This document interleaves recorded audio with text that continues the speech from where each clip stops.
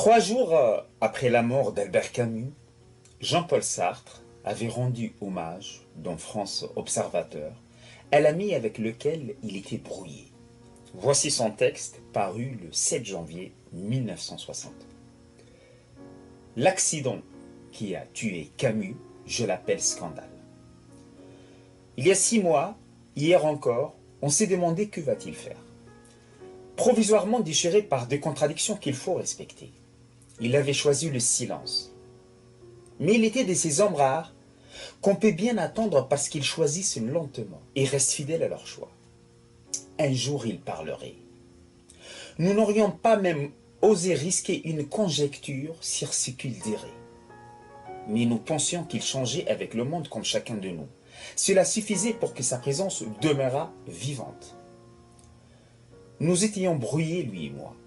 Une brouille, ce n'est rien, dit-on, ne jamais se revoir. Tout juste une autre manière de vivre ensemble et sans se perdre de vue dans le petit monde étroit qui nous est donné. Cela ne m'empêchait pas de penser à lui, sentir son regard sur la page du livre, sur le journal qu'il lisait et de me dire « Qu'en dit-il ? Qu'en dit-il en ce moment ?» Son silence, qui selon les événements et mon humeur, je jugeais parfois trop prudent et parfois douloureux. C'était une qualité de chaque journée, comme la chaleur ou la lumière, mais humaine. On vivait avec ou contre sa pensée, tel que nous l'a révélé ses livres, La Chute surtout. Le plus beau peut-être est le moins compris, mais toujours à travers elle. C'était une aventure singulière de notre culture. Un mouvement dont on essayait de deviner les phases et le terme final. Il représentait en ce siècle et contre l'histoire l'héritier actuel de cette longue lignée des moralistes, dont les œuvres constituent peut-être ce qu'il y a de plus original dans les lettres françaises. Son humanisme têtu, étroit et pur, austère et sensuel, livrait un combat douloureux contre les événements massifs et difformes de ce temps. Mais inversement, par l'opiniâtreté de ses refus, il réaffirmait, au cœur de notre époque, contre les machiavéliens, contre le veau d'or du réalisme, l'existence du fait moral. Il était, pour ainsi dire, cette inébranlable affirmation. Pour peu qu'on lût ou qu'on réfléchît, on se heurtait aux valeurs humaines qu'il gardait dans son poing serré. Il mettait l'acte politique en question. Il fallait le tourner ou le combattre. Indispensable en un mot à cette tension qui fait la vie de l'esprit. Son silence, ces dernières années, avait un aspect positif. Ce cartésien de l'absurde refusait de quitter le surterrain de la moralité et de s'engager dans les chemins incertains de la pratique.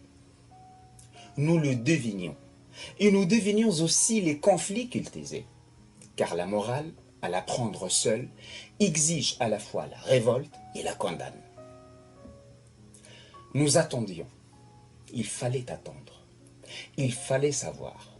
Quoi qu'il eût pu faire ou décider par la suite, Camus ne jamais cessé d'être une des forces principales de notre champ culturel, ni de représenter à sa manière l'histoire de la France et de ce siècle.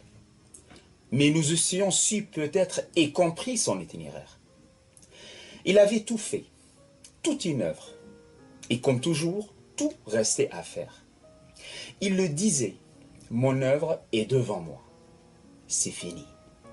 Le scandale particulier de cette mort, c'est l'abolition de l'ordre des hommes par l'inhumain. Rarement le caractère d'une œuvre et les conditions du moment historique ont exigé si clairement qu'un écrivain vive. L'accident qui a tué Camus, je l'appelle scandale. Parce qu'il fait paraître au cœur du monde humain l'absurdité de nos exigences les plus profondes. Camus, à 20 ans, brusquement frappé d'un mal qui bouleversait sa vie, a découvert l'absurde, imbécile négation de l'homme. Il s'y est fait. Il a pensé son insupportable condition. Il s'y tirait d'affaire. Et l'on croirait pourtant que ses premières œuvres seules disent la vérité de sa vie, puisque ce malade guéri est écrasé par une mort imprévisible et venue d'ailleurs. l'absurde, ce serait cette question que nul ne le pose plus, qu'il ne pose plus à personne.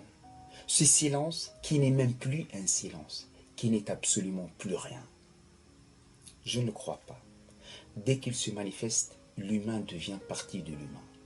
Toute vie arrêtée, même celle d'un homme si jeune, c'est à la fois un disque qu'on casse et une vie complète. Pour tous ceux qui l'ont aimé, il y a dans cette mort une absurdité insupportable. Mais il faudra apprendre à voir cette œuvre mutilée comme une œuvre totale. Dans la mesure même où l'humanisme de Camus contient une attitude humaine envers la mort qui devait le surprendre. Dans la mesure où sa recherche orgueilleuse et pure de bonheur impliquait et réclamait la nécessité inhumaine de mourir, nous reconnaîtrons dans cette œuvre et dans la vie qui n'en est pas séparable, la tentative pure et victorieuse d'un homme pour reconquérir chaque instant de son existence sur sa mort future.